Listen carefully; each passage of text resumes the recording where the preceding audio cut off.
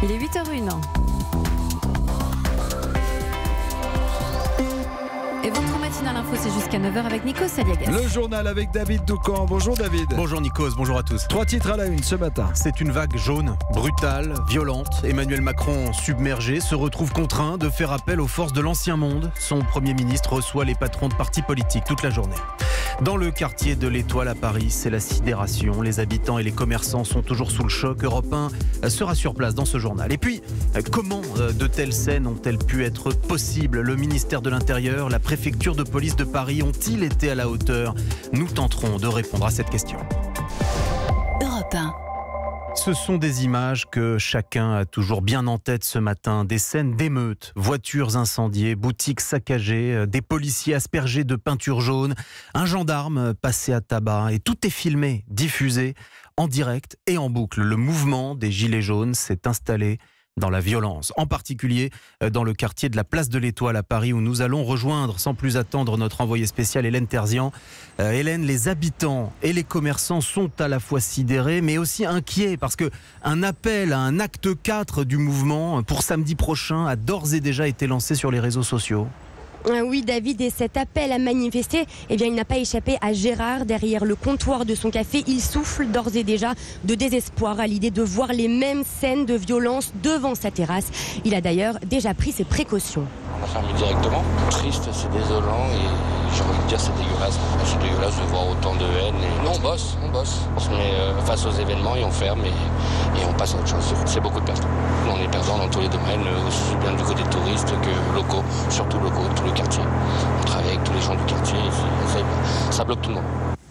Même discours de ras-le-bol quelques mètres plus bas. Frédéric le boulanger de l'avenue Kléber a été épargné par les casseurs, mais il craint dans les semaines à venir les répercussions sur son commerce. Je pense qu'il faudrait quand même que ça se calme, que tout le monde se mette autour d'une table pour discuter parce que ça ne peut plus continuer comme ça. Je vais prendre la décision vendredi. Si je protège ou pas mon commerce pour samedi. S'il y a de la casse dans mon magasin, je suis obligé de fermer. Les conséquences sont énormes. 20 employés au chômage. Ce matin, un adjoint à la mairie du 16e arrondissement de Paris était présent dans le quartier pour tenter d'apaiser la colère des commerçants et les rassurer avant l'acte 4 des Gilets jaunes, donc samedi prochain. Merci Hélène Terzian pour ce reportage en direct. Et parmi donc toutes les images que vous venez d'évoquer, Hélène, il y en a une qui a peut-être frappé les esprits encore davantage que toutes les autres. C'est le saccage de l'Arc de Triomphe, tag à l'extérieur, destructions à l'intérieur et au plus fort du chaos, la tombe du soldat inconnu profané. Alors il était indispensable pour les autorités que le ravivage de la flamme se tienne bien hier soir, comme chaque jour. Pour marquer le coup, le ministre de l'Éducation Jean-Michel Blanquer, le président de l'Assemblée nationale Richard Ferrand, ainsi que la secrétaire d'État aux armées Geneviève Darrieussecq étaient présents. Reportage Rémi Bossard. Quand la cérémonie commence, la traditionnelle musique de la garde républicaine est à peine audible, couverte par le bruit des karchers sous l'Arc de Triomphe. Des hommes en combinaison blanche s'activent toujours pour effacer les graffitis. Mais peu importe, le soldat inconnu peut bien être honoré. C'est l'essentiel pour le général Darry, président du comité de la flamme. Comme avait dit De Gaulle un certain 18 juin, la flamme de la France ou la flamme de la résistance ne s'éteindra pas. Donc la flamme brûle toujours et c'est bien comme ça. Juste avant cette cérémonie, il a pu voir à l'intérieur du monument les dégâts causés par les casseurs. Ça fait de la peine parce que ça ne correspond pas à ce à quoi on croit. Ce en quoi il croit, c'est donc la permanence de cette flamme qui doit représenter le fil ininterrompu de l'histoire, selon Guy Bonhomme, autre membre du comité. Pour lui, ce lieu doit rester à l'écart des enjeux politiques. Je comprends la colère de ces gens, mais s'attaquer au symbole, non, il ne faut pas. Je n'arrive pas à imaginer qu'un Français puisse s'abaisser à ce point. Et sa grande satisfaction, c'est de voir cette fois 2 enfants raviver la flamme. Ce sont eux, dit-il, les enfants qui transmettront l'importance de respecter ce lieu, quoi qu'il arrive. Reportage signé Rémi Bossard. Et nos auditeurs se posent beaucoup de questions ce matin, mon cher David. Il l'exprime notamment sur les réseaux sociaux avec le hashtag Europe 1.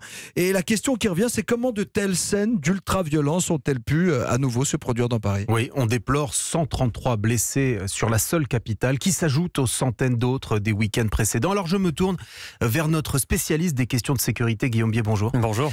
Comment est-ce possible possible, Guillaume, que les autorités n'aient pas réussi à empêcher que de tels débordements se réitèrent? Parce qu'un tel niveau de violence imprévu, avec des casseurs qui sévissent à plusieurs endroits, c'est quasi impossible à empêcher. Ce que les forces de l'ordre ont évité, c'est qu'il y ait un nouveau saccage des Champs-Élysées, comme le samedi précédent. Ça a marché. L'avenue et les institutions autour ont été protégées, mais ça a occupé le gros des troupes, avec une priorité: éviter qu'il y ait un mort ou des blessés graves. Après, qu'il y ait de la casse de la part de gens aussi violents, c'est inéluctable. Mais alors, est-ce que les hauts gradés de la police, de la gendarmerie ont une idée pour faire en sorte que ça ne se reproduise pas samedi prochain? Alors, des idées, oui, des schémas tactiques aussi. Ils ne vont pas les dévoiler, vous comprenez bien. Mais de samedi en samedi, chaque manifestation violente est différente, difficile à anticiper.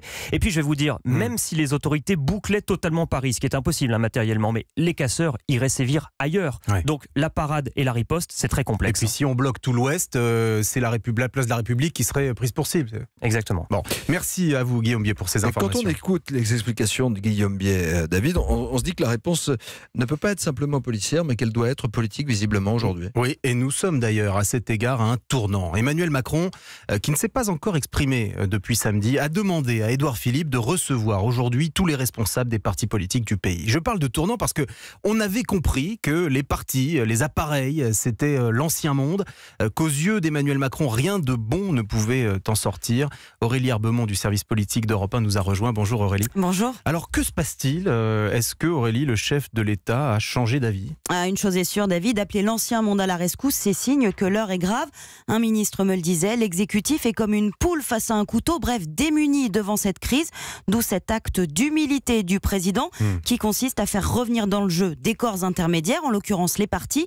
C'est que pour Emmanuel Macron, il y a urgence à faire redescendre une pression qui se focalise contre sa politique, mais aussi contre lui. Il voulait un rapport direct au peuple. Le résultat, il se retrouve dans un face-à-face tendu, sans bouclier avec une partie de ce peuple, ces gilets jaunes qui lui renvoient aujourd'hui en boomerang ces petites phrases sur ceux qui ne sont rien, je traverse la rue, je vous trouve du travail, ou encore les Gaulois réfractaires au changement. Et c'est Édouard Philippe qui reçoit tout le monde aujourd'hui. C'est aussi un moyen de créer un tampon. Un autre bouclier. Absolument. Merci Aurélie Herbemont du service politique d'Europe 1. Et le premier patron d'un parti politique, le patron du PS, Olivier Faure, sera reçu par Édouard Philippe. Ça sera le premier à entrer dans son bureau à Matignon. Il sera aussi avant au micro d'Audrey Crespo-Marin dans notre matinale, Olivier Faure. J'ajoute qu'Emmanuel Macron a aussi demandé au Premier ministre de recevoir une délégation de Gilets jaunes. Ce rendez-vous-là n'a pas encore été calé. Sachez par ailleurs, Nikos, que les ambulanciers manifestent en ce moment place de la Concorde à Paris. Quelques dizaines de véhicules y sont stationnés et font retentir leurs sirènes. La suite du journal, effectivement, avec David. On parlait de la violence tout à l'heure, des Gilets jaunes, de ce qu'on a vu dans Paris. Alors, est-ce que c'est seulement le fait des casseurs qui avancent comme des pros? Ils savent exactement ce qu'ils font? La réponse est non. Il suffit de regarder le profil des personnes gardées à vue depuis dimanche.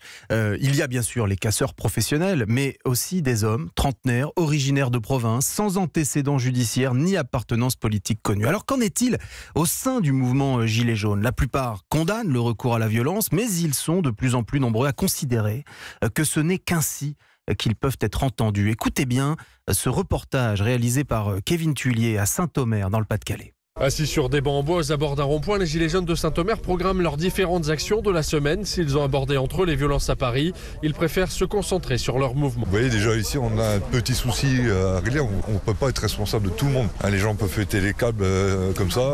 Bon, maintenant, à Paris, c'est Paris. Mais il faut se rappeler que la France, ce n'est pas que Paris. Les dégradations sur l'Arc de Triomphe ont choqué la plupart des Gilets jaunes, mais hors de question pour cet ancien syndicaliste de condamner les casseurs. Pour lui, la violence peut être un moyen de faire plier le gouvernement. J'incite les Français à se révolter, vous entendez? À se révolter. Il faut amplifier le mouvement, avec violence comprise. Il n'y a que comme ça que le gouvernement va plier. S'il aurait plutôt à la mesure aux actions pacifistes pour la majorité des Gilets jaunes de Saint-Omer, ils craignent un durcissement du mouvement dans les prochains jours. Qu'est-ce qui va se passer? Même nous, on se pose la question. Comment ça va finir? Soit on va s'essouffler dans le temps, et c'est ce qu'ils attendent. Mais comme on est tous motivés et remotivés, les rivalités vont se faire. Mais nous, ici, on n'a pas cette mentalité-là. Du moins pour l'instant. On reste encore pacifique, mais la pression monte. En attendant une réaction du gouvernement, les Gilets jaunes de Saint-Omer ont construit 2 grandes cabanes à 200 mètres d'une barrière de péage d'autoroute. Ils se disent prêts à prolonger le mouvement dans la durée.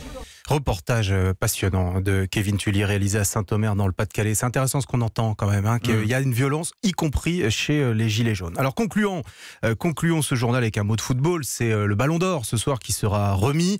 Est-ce que Griezmann, Mbappé ou Varane pourraient peut-être l'obtenir? Ils ne sont pas favoris si j'en crois nos spécialistes ici à Europe 1. Sachez par ailleurs que le Paris Saint-Germain a subi hier soir un coup d'arrêt, un match nul de partout à Bordeaux qui met fin à une série de 14 victoires en 14 journées de Ligue 1. Merci David Doucan, c'était le journal de 8h sur Europe 1.